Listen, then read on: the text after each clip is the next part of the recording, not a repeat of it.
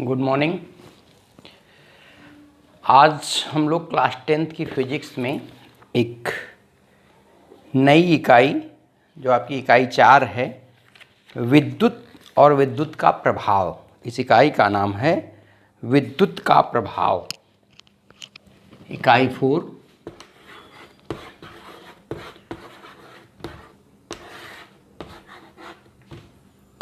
विद्युत का प्रभाव। विद्युत का प्रभाव। और इस इकाई के अकॉर्डिंग जो आपका चैप्टर बन रहा है वह है चैप्टर 12 और उसका नाम है विद्युत।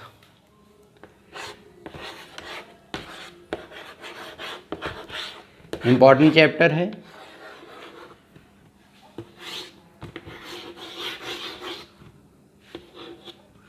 ELECTRICITY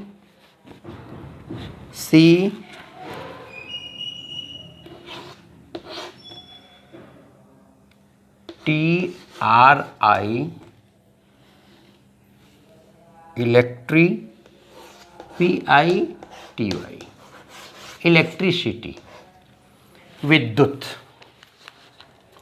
अब देखिए इलेक्ट्रिसिटी या विद्युत क्या होता है, इसके बारे में हम लोग चर्चा शुरू करें।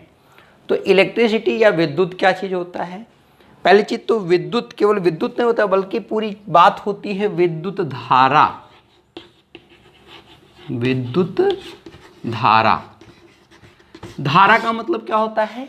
करंट, फ्लो, प्रवाह। तो जैसे वाटर करंट, अगर कहीं पानी बह रहा है तो बहते हुए पानी को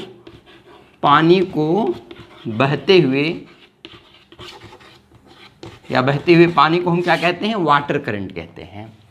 ऐसे ही अगर किसी चालक तार में, किसी चालक में आवेश बह रहे हों तो बहते हुए आवेश को हम क्या कहते हैं? विद्युत धारा कहते हैं।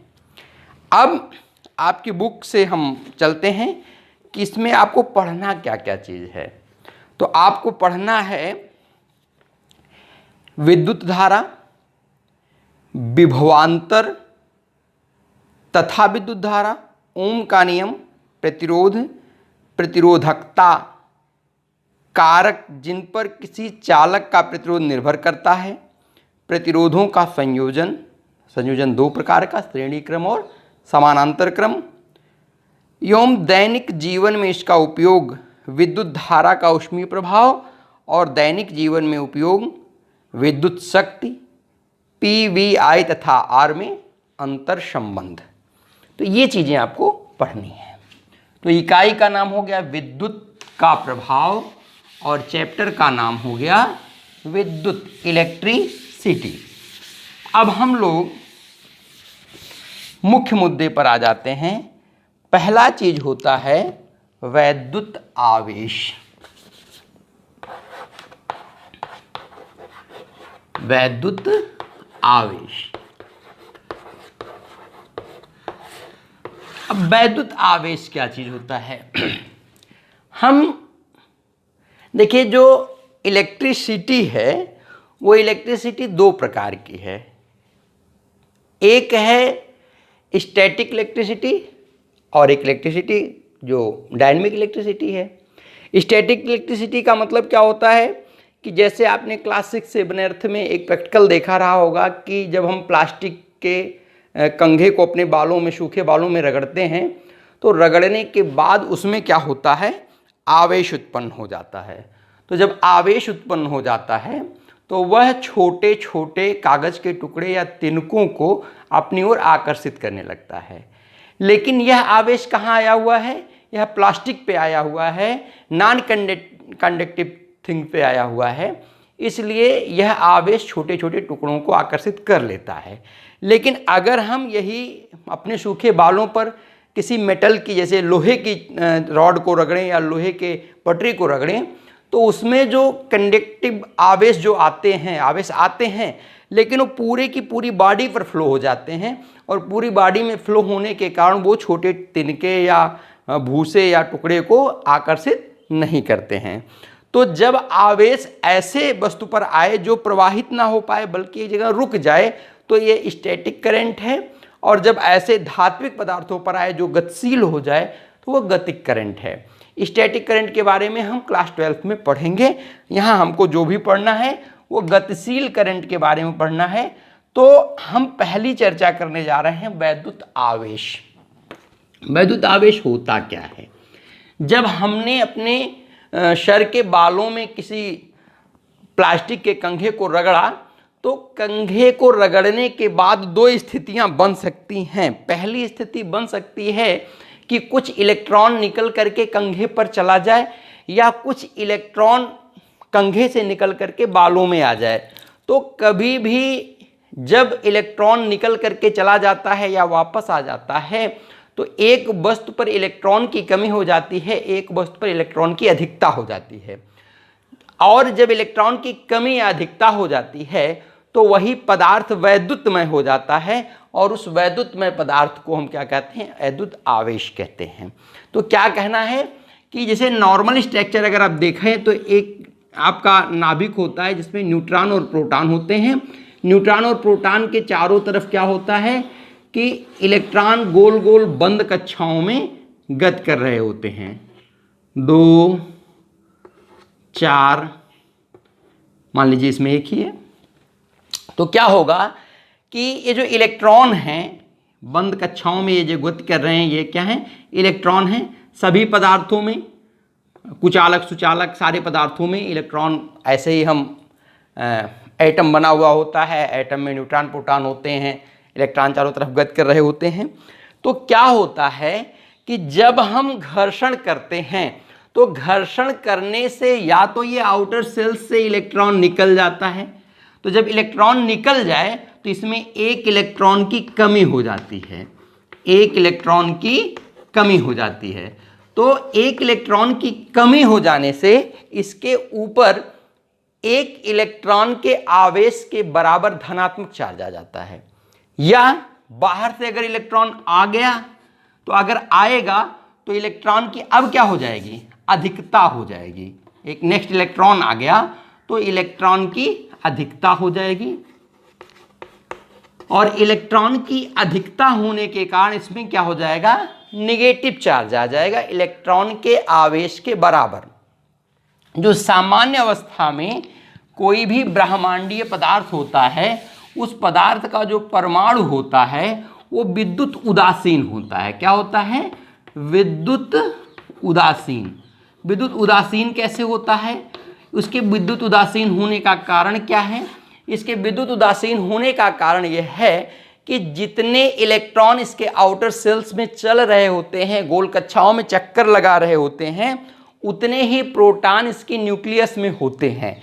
जब न्यूट्रॉन और प्रोटॉन आपस में इक्वल होता है तो ऐसी दशा में जो पदार्थ होता है वह विद्युत उदासीन होता है, यानी कि पॉजिटिव चार्ज और निगेटिव चार्ज आपस में बराबर होते हैं। तो जब पॉजिटिव चार्ज निगेटिव चार्ज आपस में बराबर होते हैं तो ये एक दूसरे को कैंसिलेट कर देते हैं, और परिणामतः जो पदार्थ होता है उस पर किसी प्रकार का चार्ज होता ही नहीं है, आवेश होता ही नहीं है, वह विद्युत उदासीन होता है।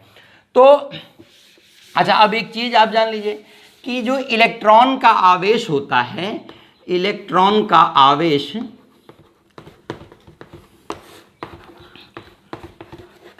आवेश इसका मान होता है 1.6 इंटू 10⁻⁻19 कूलाम, और प्रोटॉन का जो चार्ज होता है, किसका? प्रोटॉन का। इस प्रोटॉन का भी चार्ज जो होता है का आवेश ये बराबर होता है 1.6 इंटू 10⁻⁻19 कूलाम। लेकिन शर्त क्या चीज होती है कि जो इलेक्ट्रॉन का चार्ज होता है वो निगेटिव होता है। क्या होता है? ऋण होता है। और जो प्रोटॉन का चार्ज होता है वो क्या होता है? पॉजिटिव होता है, ये धन होता है। यानी कि जो इलेक्ट्रॉन का आवेश है वह ऋणात्मक होता है और जो प्रोटॉन का आवेश होता है वह धनात्मक होता है। संख्यात्मक रूप से इलेक्ट्रॉन और प्रोटॉन दोनों का जो आवेश होता है वह आपस में बराबर होता है। और जो आपका न्यूट्रॉन होता है, एक थर्ड पार्टिकल न्यूट्रॉन, इसकी क्या स्थिति होती है? ये न्यूट्रल होता है, इसीलिए इसका नाम न्यूट्रॉन होता है, यानी विद्युत उदासीन होता है, विद्युत उदासीन होता है, यानी कि इसके ऊपर कोई चार्ज नहीं होता है, ना ये पॉजिटिव होता है ना ही नेगेटिव होता है। तो आवेश क्या चीज है कि किसी पदार्थ में इलेक्ट्रॉनों की कमी या अधिकता ही विद्युत आवेश होता है। तो हम आवेश की साधारण परिभाषा लिख सकते हैं,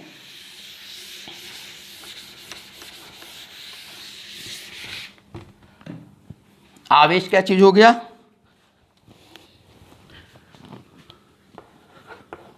आवेश, आवेश हुआ कि किसी पदार्थ में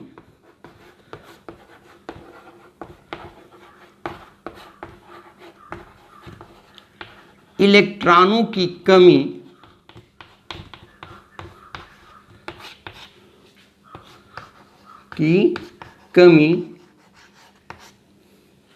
या अधिकता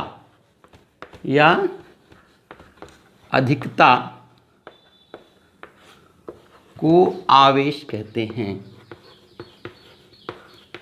आवेश कहते हैं।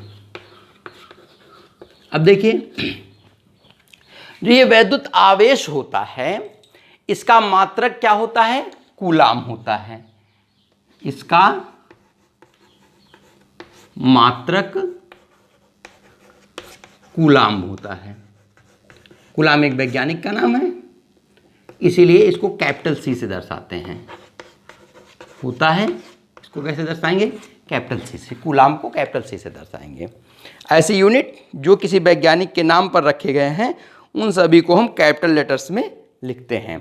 चलिए अगला टॉपिक आपका आता है कि ये जो आवेश होता है ये आवेश दो प्रकार का होता है, आवेश जो होता है ये दो प्रकार का होता है। एक होता है ऋणात्मक आवेश, ऋणात्मक आवेश, और दूसरा होता है धनात्मक आवेश, धनात्मक आवेश। यानी कि आवेश दो प्रकार का हो गया, एक ऋणात्मक आवेश हो गया और एक धनात्मक आवेश हो गया। अब ऋणात्मक आवेश क्यों आता है और धनात्मक आवेश क्यों आता है, इस पर भी एक एक लाइन की चर्चा हो जाए। तो ऋणात्मक आवेश क्या होता है,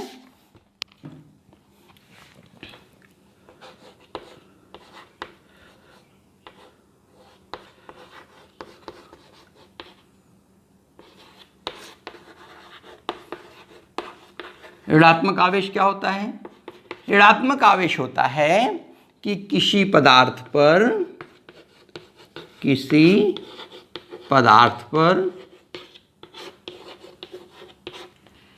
इलेक्ट्रॉनों की अधिकता, इलेक्ट्रॉनों की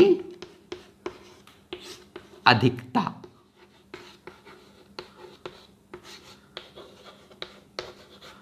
ही ऋणात्मक आवेश है।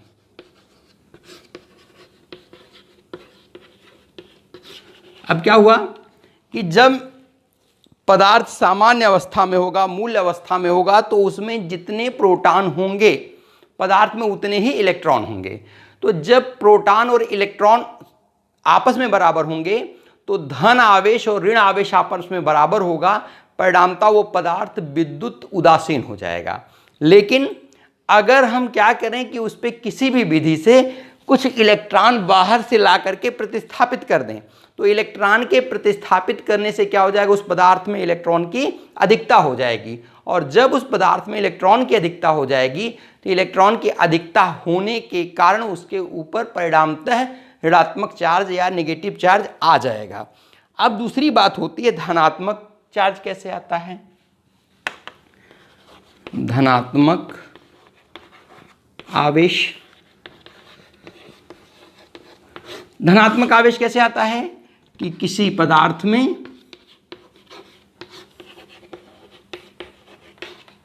में इलेक्ट्रॉनों की कमी, इलेक्ट्रॉनों की कमी ही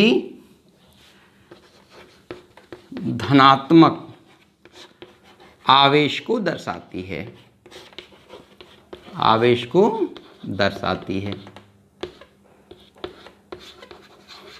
अच्छा, सामान्य अवस्था में क्या था कि जितने इलेक्ट्रॉन थे उतने प्रोटॉन थे। अब अगर इलेक्ट्रॉन अधिक हो गए तो पदार्थ पर ऋणावेश आ गया, और अगर इलेक्ट्रॉन कम हो गए तो पदार्थ पर धनावेश आ गया। अगला टॉपिक आपका बनता है कि मुक्त इलेक्ट्रॉन क्या होता है, फ्री इलेक्ट्रॉन क्या होता है। चलिए अभी एक टॉपिक और इसी में ले लीजिए कि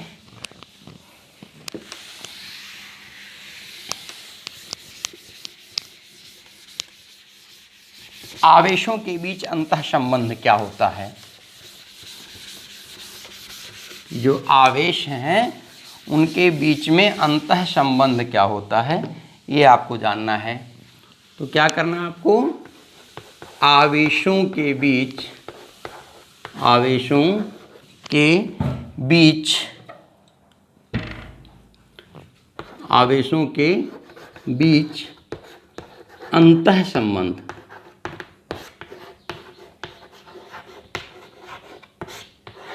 आवेशों के बीच अंतः संबंध क्या होता है। पहला चीज होता है कि समान प्रकार के आवेश, प्रकार के आवेश, आवेश एक दूसरे को प्रतिकर्षित करते हैं, एक दूसरे को प्रतिकर्षित करते हैं।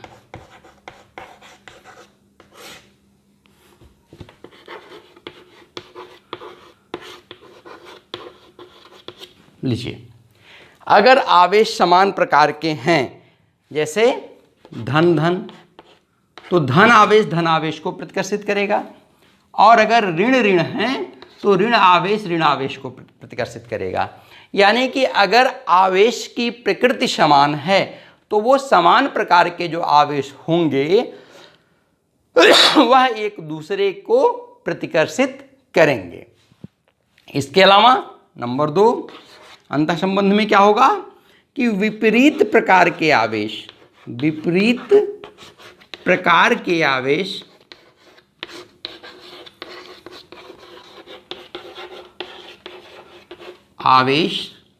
एक दूसरे को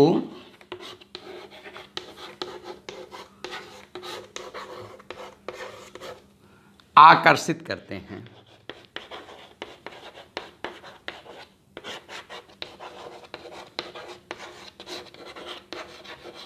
क्या होगा, अगर एक धन है एक ऋण है, एक ऋण है एक धन है, तो क्या होगा कि ये आवेश विपरीत प्रकार के हो गए। विपरीत प्रकार के माने एक ऋण वाला हो गया एक धन वाला हो गया। तो जब धन और ऋण आवेश एक दूसरे के समीप रखे जाते हैं तो वह एक दूसरे को क्या करते हैं, अपनी तरफ आकर्षित करते हैं, अपनी तरफ खींचते हैं। तो ये सारी चीजें आपकी हो गई। अब अगला टॉपिक आपका होता है वैद्युत चालन की व्याख्या। अब वैद्युत चालन क्या चीज होता है उसकी बात हम कर लें, फिर हम बात करते हैं कि वैद्युत चालन की व्याख्या क्या होती है। तो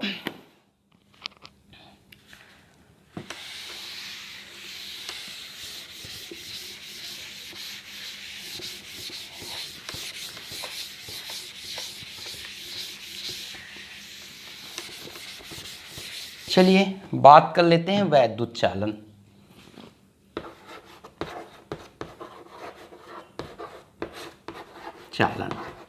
वैद्युत चालन का मतलब क्या होता है, किसी सुचालक पदार्थ से हो करके आवेश का प्रवाह ही विद्युत चालन कहलाता है।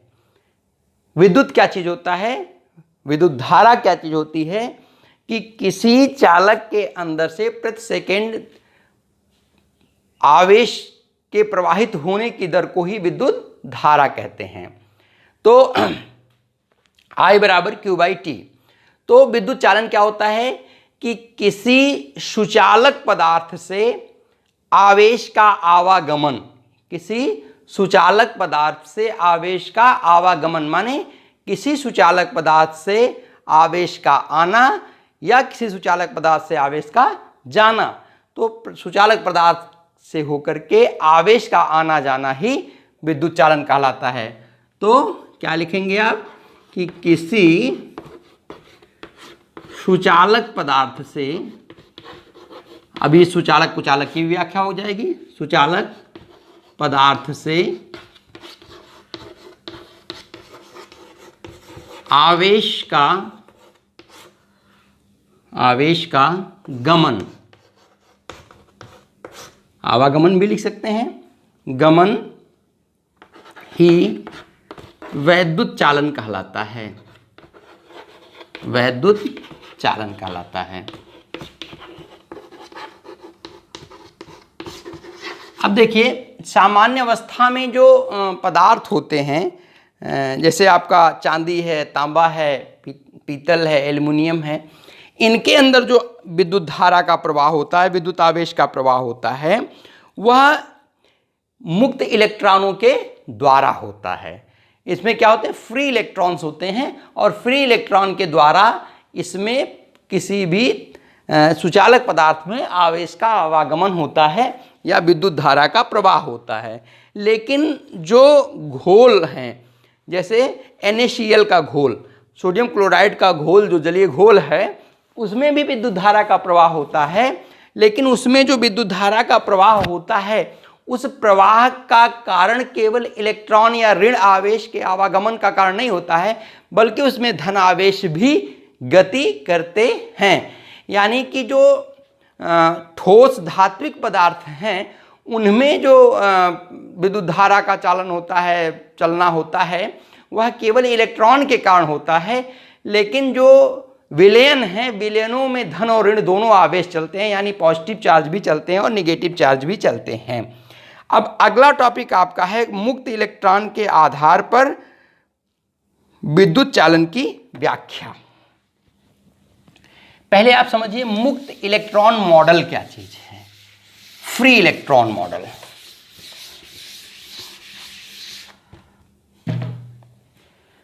मुक्त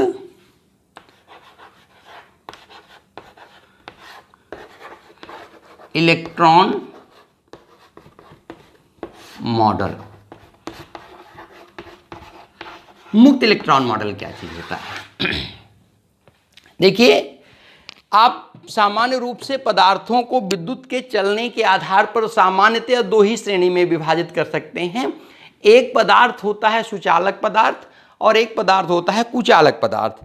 सुचालक का मतलब होता है कि जिनमें से हो करके विद्युत धारा का प्रवाह सरलता पूर्वक हो जाए, उस पदार्थ को हम क्या कहते हैं, सुचालक पदार्थ कहते हैं। लेकिन जिनमें से होकर के धारा का प्रवाह ना हो, ऐसे पदार्थों को अचालक या कुचालक पदार्थ कहते हैं। अब देखिए, जैसे मान लीजिए कि धातुएं हैं, एल्यूमिनियम,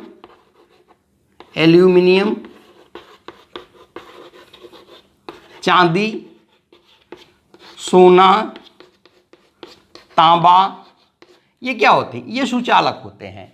लेकिन कांच है, लकड़ी है,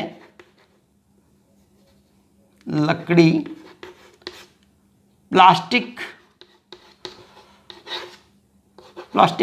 ये क्या होते हैं, ये कुचालक होते हैं। अब ये सुचालक क्यों होते हैं, ये कुचालक क्यों होते हैं, इसकी भी व्याख्या मुक्त इलेक्ट्रॉन से की जा सकती है। तो फ्री इलेक्ट्रॉन के बारे में आप कंसेप्ट को समझिए कि फ्री इलेक्ट्रॉन क्या चीज होती है। देखिए, ऐसा होता है कि फ्री इलेक्ट्रॉन का मतलब होता है कि जैसे मान लीजिए कि ये कोई सुचालक पदार्थ है, उसका एटॉमिक स्ट्रक्चर है। तो ये न्यूक्लियस है, न्यूक्लियस में क्या होगा, न्यूट्रॉन होगा और प्रोटॉन होगा। इसके बाद क्या होगा कि पहली कक्षा होगी, दूसरी कक्षा होगी, तीसरी कक्षा होगी, स्ट्रक्चर ऐसे बढ़ता चला जाएगा। तो इसमें 2 होंगे, इसमें 4 होंगे, 2 4 6, 1 2 3 4 5 6 इलेक्ट्रॉन हो गए। मान लीजिए एक सेल और बनी हुई है, तो इस सेल में 1 इलेक्ट्रॉन यहाँ है।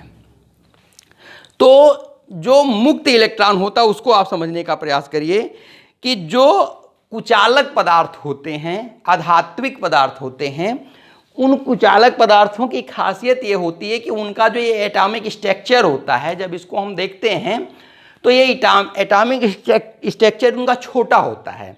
छोटा होने के कारण क्या होता है कि न्यूक्लियस द्वारा इस पर जो लगाया जाता है आकर्षण बल, वह इलेक्ट्रॉन पर लगने वाला आकर्षण बल इतना अधिक होता है कि वह तेजी से, तीव्रता से नाभिक में बंधे होते हैं, और नाभिक से बंधे होने के कारण जो इलेक्ट्रॉन होता है वह मुक्त नहीं हो पाता है। और जब तक इलेक्ट्रॉन मुक्त होकर के गति नहीं करेगा तब तक विद्युत धारा बहेगी नहीं, क्योंकि विद्युत धारा इलेक्ट्रॉनों का प्रवाह ही विद्युत धारा है। किसी भी धात्विक पदार्थ में इलेक्ट्रॉनों का प्रवाह ही विद्युत धारा है। तो जब इलेक्ट्रॉन मुक्त ही नहीं हो रहा है, बह ही नहीं रहा है, लकड़ी पे दोनों तरफ कितनी भी बोल्ट की बोल्टता लगा दो तो वो विद्युत धारा बहेगा ही नहीं, क्योंकि उसमें मुक्त इलेक्ट्रॉन होता ही नहीं है। तो जब मुक्त इलेक्ट्रॉन ही नहीं होगा तो इलेक्ट्रॉन होगा नहीं, तो गति कर नहीं पाएगा, गति कर नहीं पाएगा तो उससे होकर के विद्युत धारा बहेगी ही नहीं। लेकिन जो धात्विक पदार्थ होते हैं उनकी खासियत क्या होती है कि जो उनके आउटर सेल का इलेक्ट्रॉन होता है, ये वाला इलेक्ट्रॉन, वो अपनी नाभिक से काफ़ी दूर होता है, और इतनी दूर होता है कि इस पर लगने वाला जो नाभिकीय बल होता है वह नाभिकीय आकर्षण बल काफ़ी क्षीण हो जाता है, दुर्बल हो जाता है। और क्षीण और दुर्बल होने के कारण ये क्या होता है, ये आज़ाद हो जाता है, और आज़ाद होकर के ये क्या करता है कि ये पूरे पदार्थ में, जैसे मान लीजिए कि ये कोई धात्विक पदार्थ है, ये तार है एक, तो इसमें इलेक्ट्रॉन क्या होंगे कि मुक्त हो जाएंगे, और मुक्त होने के बाद ये क्या करेंगे कि ऐसे ही इसमें मुक्त होकर के रैंडम मोशन करने लगते हैं, रैंडम मोशन करने लगते हैं। अब जब ये रैंडम मोशन करने के लिए यहाँ से बाहर निकलेगा तो ये जो आपका एटम है, ये परमाणु क्या होगा कि ये चार्ज हो जाएगा। लेकिन चार्ज कैसे होगा कि यहाँ से इलेक्ट्रॉन चला गया तो ये पॉजिटिव चार्ज हो जाएगा, तो यहाँ धन आवेशित बद्ध नाभिक हो जाएंगे, और वो धनावेशित रहेंगे, और जो क्रिस्टल जालक है उस क्रिस्टल जालक से तीव्रता से बंधे रहेंगे। लेकिन ये रैंडम मोशन करता रहेगा। इस धातु के अंदर ये किसी भी दिशा में ऐसे घूमता रहेगा, और घूमते समय ये कभी कभी नाभिक के पास से इस परमाणु से, धनात्मक परमाणुओं से टकराता है, कभी इलेक्ट्रॉन के पास जाकर के रिपेल हो जाता है। तो इस तरीके से जो ऐसा इलेक्ट्रॉन की जो नाभिक के आकर्षण शक्ति को तोड़ करके धातु के अंदर मुक्त रूप से घूमने लगता है, ऐसे इलेक्ट्रॉन को हम क्या कहते हैं, मुक्त इलेक्ट्रॉन कहते हैं। और जो धातुएं होती हैं उनमें मुक्त इलेक्ट्रॉनों की संख्या लगभग 10 to the power 29 यानी कि 10 के बाद 29 जीरो, इतनी बड़ी संख्या होती है। 1 घन मीटर में, धातुओं के 1 घन मीटर में इतने मुक्त इलेक्ट्रॉन होते हैं। तो जब ये मुक्त इलेक्ट्रॉन इधर उधर गति कर रहे होते हैं तो जैसे ही इस तार के सिरों के बीच विभवांतर लगाया जाता है, तुरंत ही ये इलेक्ट्रॉन गतिशील हो जाते हैं, एक निश्चित दिशा में गति करने लगते हैं। और जब आवेश एक निश्चित दिशा में गति करने लगता है तो आवेश का निश्चित दिशा में गति करना ही विद्युत प्रवाह कहलाता है, विद्युत धारा का प्रवाह कहलाता है, विद्युत धारा कहलाता है। अब हम बात करते हैं कि चालक और अचालक पदार्थ क्या होते हैं। तो आप समझ गए कि जिन पदार्थों में मुक्त इलेक्ट्रॉन होता है वही अपने अंदर से होकर के विद्युत धारा का प्रवाह होने देते हैं, और जिन पदार्थों में मुक्त इलेक्ट्रॉन नहीं होता है उनके अंदर से विद्युत धारा का प्रवाह संभव नहीं है। यानी कि धातुओं में पर्याप्त मात्रा में, यानी कि 1 घन मीटर में 10 to the power 29 electron freely उपलब्ध होते हैं, इसलिए धातुओं से होकर के विद्युत धारा का प्रवाह सरलता से हो जाता है। इसके विपरीत अगर आप देखेंगे तो अचालक पदार्थों में, प्लास्टिक में, कांच में, शीशा में, इनमें जो एटॉमिक स्ट्रक्चर होता है वो इस प्रकार होता है कि इसमें कोई भी मुक्त इलेक्ट्रॉन नहीं पाया जाता है, और मुक्त इलेक्ट्रॉन ना पाए जाने के कारण इनके अंदर से होकर के विद्युत धारा का प्रवाह संभव नहीं हो पाता है। अब कह रहे हैं आवेश प्रवाह की दृष्टि से पदार्थ दो प्रकार के होते हैं। जो ब्रह्मांड में जो पदार्थ हैं वे आवेश प्रवाह की दृष्टि से, आवेश प्रवाह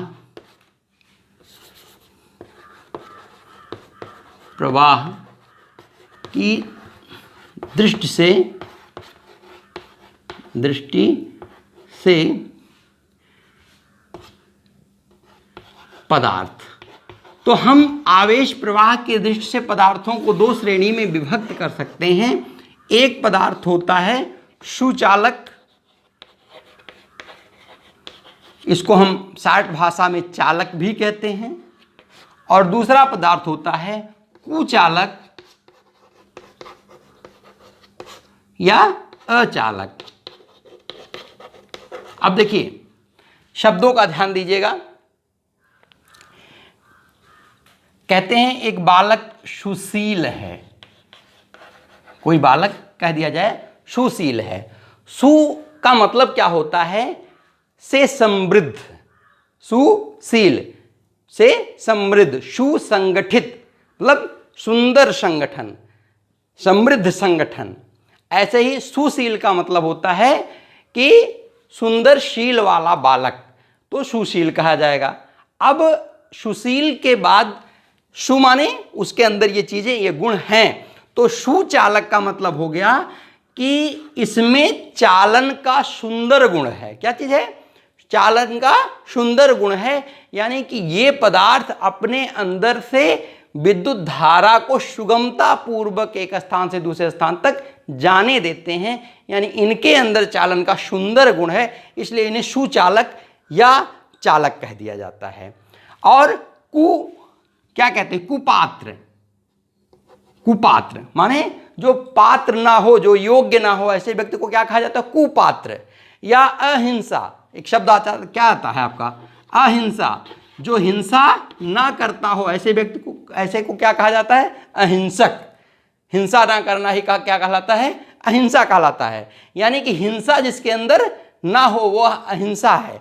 अब क्या कहेंगे? अचालक, कि अचालक या कुचालक। तो अचालक या कुचालक की व्याख्या हो जाएगी कि जो अपने अंदर से उष्मा विद्युत धारा का प्रवाह ना होने दे, ऐसे पदार्थों को हम कुचालक या अचालक पदार्थ कहते हैं।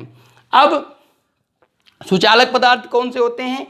तो आपको हमेशा इलेक्ट्रॉनिक मॉडल के आधार पर ध्यान देना है कि सुचालक पदार्थ वे होते हैं कि जिनके एक घन मीटर आयतन में इलेक्ट्रॉनों की, फ्री इलेक्ट्रॉनों की पर्याप्त संख्या होती है, मुक्त इलेक्ट्रॉनों की पर्याप्त संख्या होती है, और जब इनके सिरों के बीच विभवांतर लगाया जाता है तो सरलता से ये अपने अंदर से विद्युत धारा का प्रवाह हो जाने देते हैं।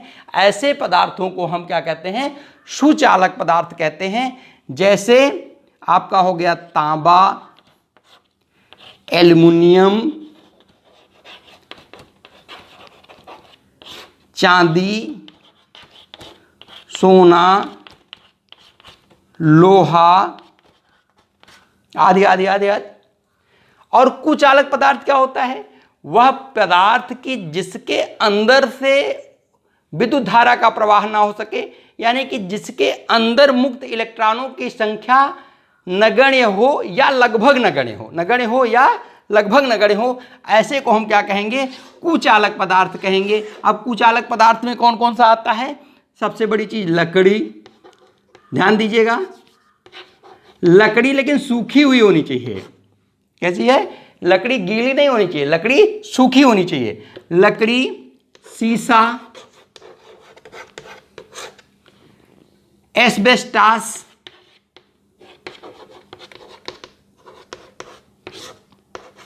प्लास्टिक, रबर आदि।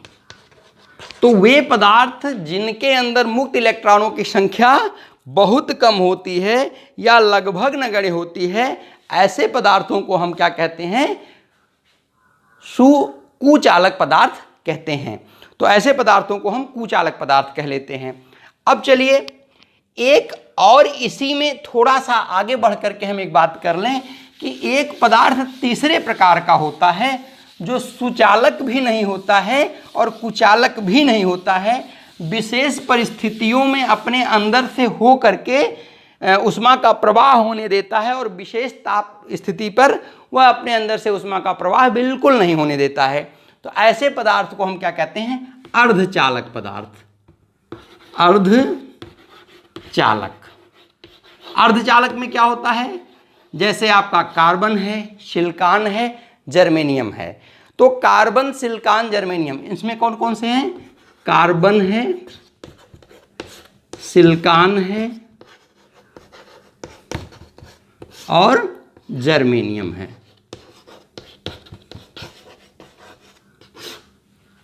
तो क्या हुआ कि जो अर्धचालक पदार्थ होते हैं वे सामान्य अवस्था में अपने अंदर से ऊष्मा का प्रवाह विद्युत धारा का प्रवाह नहीं होने देते हैं, लेकिन विशेष परिस्थितियों में या कुछ अपद्रव्य मिला देने की स्थिति में यह सुचालक की भांति व्यवहार करने लगते हैं। ऐसे पदार्थों को अर्धचालक पदार्थ कहा जाता है।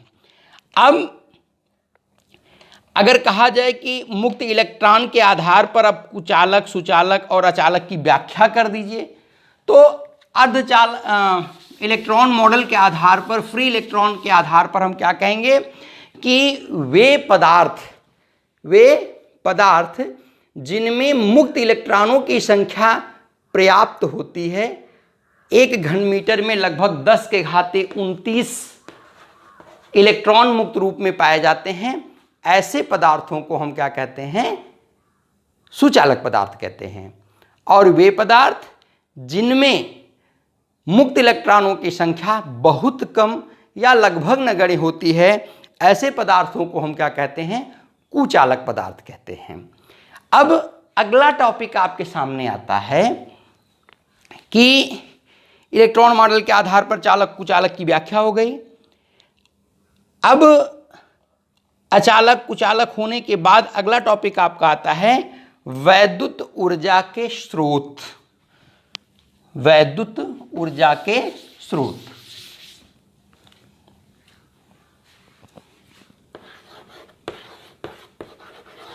वैद्युत ऊर्जा के स्रोत।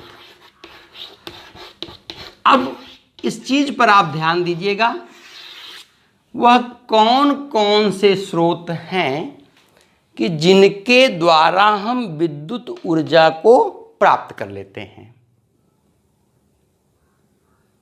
और उन स्रोतों का वैज्ञानिक दृष्टिकोण से क्या नाम है। जैसे आपको बता दें कि आप बैटरी से घर में लगे इन्वर्टर में विद्युत ऊर्जा प्राप्त कर लेते हैं, आप सोलर प्लांट से सोलर एनर्जी को विद्युत ऊर्जा में परिवर्तित करके प्राप्त कर लेते हैं। तो ऐसे ऐसे कौन से चीज़ें हैं कि जिन चीज़ों को हम डायरेक्टली वैद्युत ऊर्जा में कन्वर्ट कर सकते हैं, कौन से संसाधन हैं, इनके बारे में आपको इसके पढ़ना है।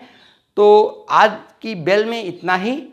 नेक्स्ट बेल पे फिर मुलाकात होती है विद्युत के अगले पार्ट के साथ। इंटरेस्टिंग है, बिल्कुल न्यू है। अगर किन्हीं कारणों से किसी का पिछला चैप्टर जो पुराना पढ़ाया गया वो नहीं तैयार है, तो वो ये सोच के इसको पढ़े कि एकदम बिल्कुल नया है, ये आपको बिल्कुल समझ में आएगा और समझ में ना आने की कोई गुंजाइश ही नहीं है। बिल्कुल समझ में आएगा, आप हर सवाल कर पाओगे, हर प्रश्न का उत्तर दे पाओगे। तो आज की क्लास में इतना ही। अगली क्लास में फिर मुलाकात होती, तब तक के लिए नमस्कार।